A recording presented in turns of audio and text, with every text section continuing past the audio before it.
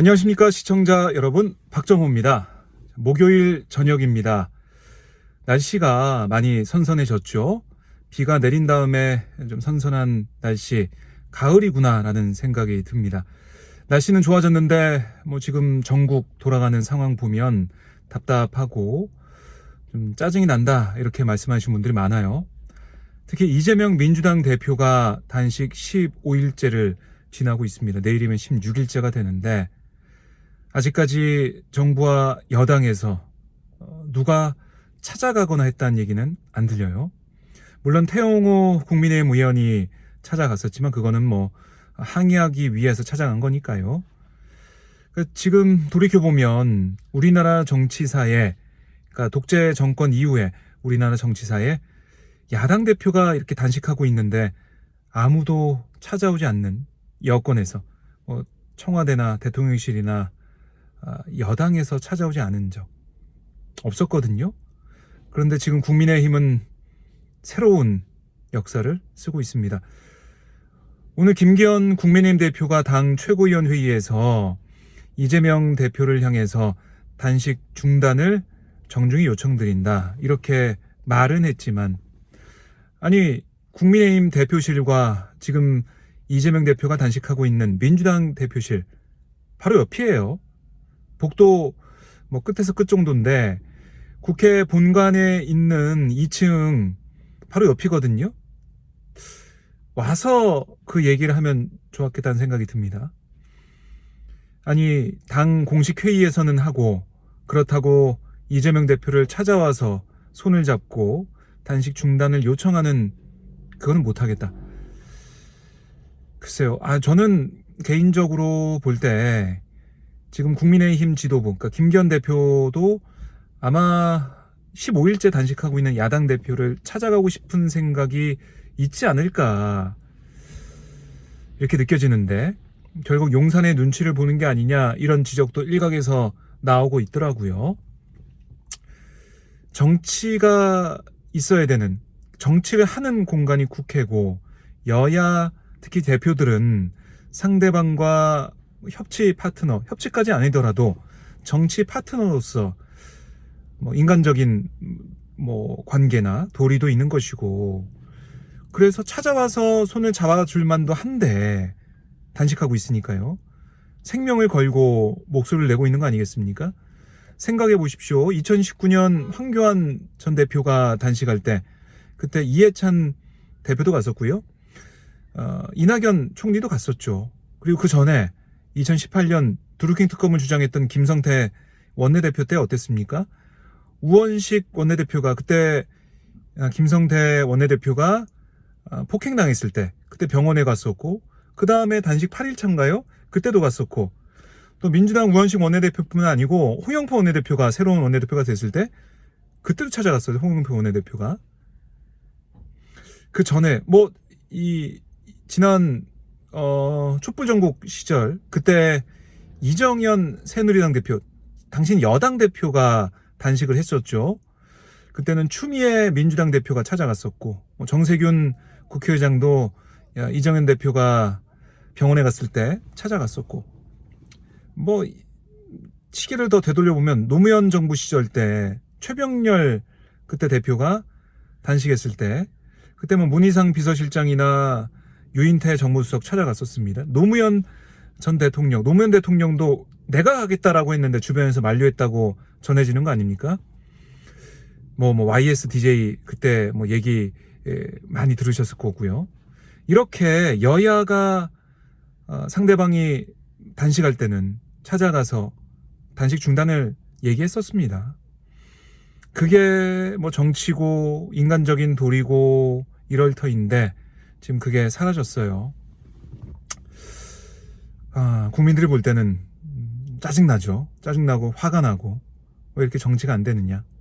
사람은 살려놓고, 사람의 건강은, 이재명 대표의 건강 해치는 건 막고 나서 다른 얘기를 하든가 서로의 주장을 펼치든가 해야지. 참 답답합니다. 네, 이렇게 꽉 막혀있는 전국이고요. 그리고 지금 신원식 국방부 장관 후보자 국민의힘 의원이 여러 가지 과거에 했던 발언이 논란이 되고 있습니다. 12.12 군사 쿠데타를 옹호하는 발언, 또 5.16 쿠데타를 혁명이라고 하는 발언도 있었고, 문재인 전 대통령을 향한 좀 제가 입에 담기도 힘든 그런 발언을 하면서 비판했던 문재인 전 대통령의 탄핵을 주장했던 그런 여러 가지 방송 또 연설 이런 것들이 지금 알려지고 있는데요. 인사청문회 과정에서 신원식 의원이 어떤 입장을 내놓을지 모르겠지만 결국에는 극단적인 목소리를 냈던 사람들이 결국 중용이 되는 게 아니냐, 이런 분석도 나오고 있어요. 뭐 김영호 통일부 장관도 비롯해서 여러 인사를 한 그런 사례를 봤을 때 극우적인, 그러니까 유튜브 통해서 이런 메시지 냈던 사람들 다 중용이 되는 게 아니냐, 이런 얘기도 나오고 있습니다. 신원식 의원은 뭐 해명을 하겠다고 했지만 어떻게 될지 봐야 될 것 같고요. 신원식 의원의 발언 논란, 이것보다 더 크게 볼 수밖에 없는 게 바로 이종석 국방부 장관 문제인데요. 오늘도 민주당에서는 이종석 장관을 탄핵할지 여기에 대해서 결론을 내리지 못했습니다. 내일 아마 최고위에서 결론이 있을 것 같은데 지금까지 봐서는 탄핵 추진을 하지 않겠다라는 것 같아요. 이렇게 인사가 났는데 탄핵 추진하는 거 결국에는 안보의 공백을 가져오는 게 아니냐, 북러 정상회담 한 이런 상황에서 안보의 공백을 가져오게 되는 탄핵 추진은 역풍이 분다라는 얘기를 하고 있는데, 이상민 행안부 장관 때 생각을 해보면요, 역풍이 불었나요? 그걸 아마 민주당에서 생각을 하면서 고민할 것 같은데, 이종섭 장관이 교체가 된 배경, 민주당 특히 박정훈 대령 측에서 얘기하는 것은 뭐냐면 꼬리 자르기 아니냐.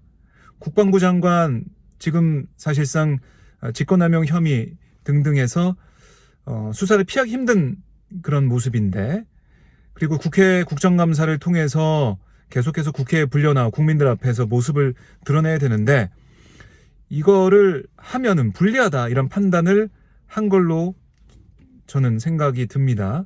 그래서 그런 기회를 아예 없애버리는 게 아니냐, 그런 차원에서 인사가 있는 게 아닌 지적이 나오고 있고, 물론 대통령실에서는 부인을 했습니다. 하지만 의혹이 있는 것이고요. 또 김행 여가부 장관이 지금 후보자로 지명이 됐는데요. 그리고 이제 김현숙 장관은 물러났죠. 이렇게 되면서 잼버리 파행 사태에 대한 주무부처 장관이 바뀌게 돼요.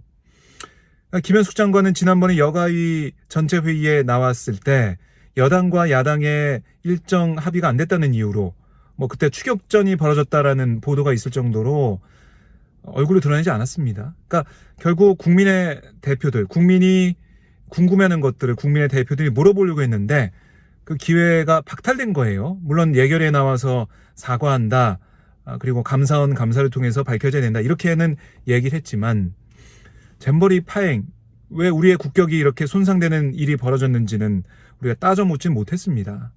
국민들의 대표인 국회의원들이 여야 할 것 없이 따져 묻는 시간이 없었어요. 근데 이럴 때 장관이 바뀌게 되면서 이것도 결국 이 잼버리 파행 사태 따져 묻는 것을, 기회를 또 앗아간 게 아니냐, 이런 비판이 나오고 있습니다. 유인촌 문체부 장관 후보자 같은 경우도 오늘 자전거를 타고 왔던데, 이 기자들 향해서 했던 발언들 기억나시죠? 삿대질하면서 욕설했던 그 기억이 너무나 선명해요.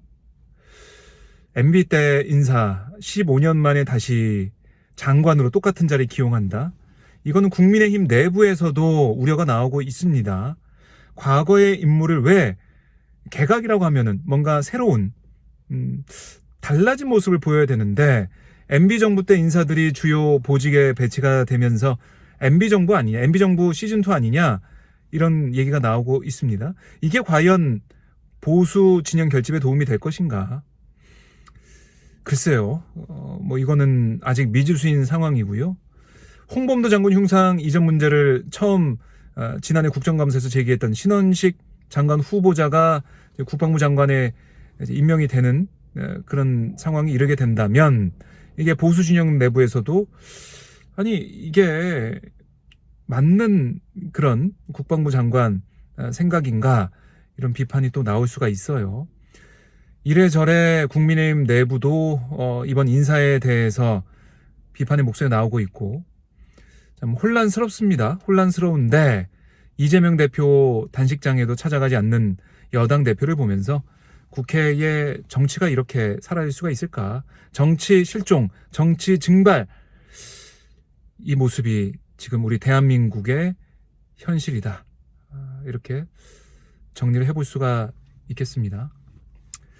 자, 이재명 대표 건강이 너무 걱정이라서 문재인 전 대통령도 어제 노영민 전 청와대 비서실장을 통해서 메시지를 전달했는데 이재명 대표는 지금 윤석열 정권을 향해서 국정 방향 전환이나 후쿠시마 핵오염수 방류 문제 반대하는 이런 문제들, 여기에 대해서 전향적인 정부의 변화를 촉구하고 있어요. 근데 그게 계속해서 지지 않는 상황이다 보니까 단식을 멈추지 못하고 있고, 오히려 검찰 조사 2번 받았는데요. 이 단식에 있어서 외면하고 뭐 찾아가지도 않는 이런 여당의 모습들이 과연 내년 총선 앞두고 도움이 될 것인가, 여당에. 이건 또 다시 생각해 보는 문제입니다. 이 정치적인 유불리를 떠나서, 계산을 떠나서 인간적으로도 고기를 끊고 있는 상대당 대표를 만나야 되는 게 아니냐, 이런 목소리는 점점 커질 것 같습니다. 자, 오늘 영상 봐주신 분들 너무나 감사드리고요. 자, 영상 끝날 때 지금 보이시죠? 구독 버튼, 구독 눌러주셔서 박정호 TV, 박정호 기자와 소통하는 시간을 가지면 좋을 것 같습니다. 자, 오늘도 고생 많으셨고요. 굿밤 되시고 저는 내일 다시 인사드리겠습니다. 고맙습니다.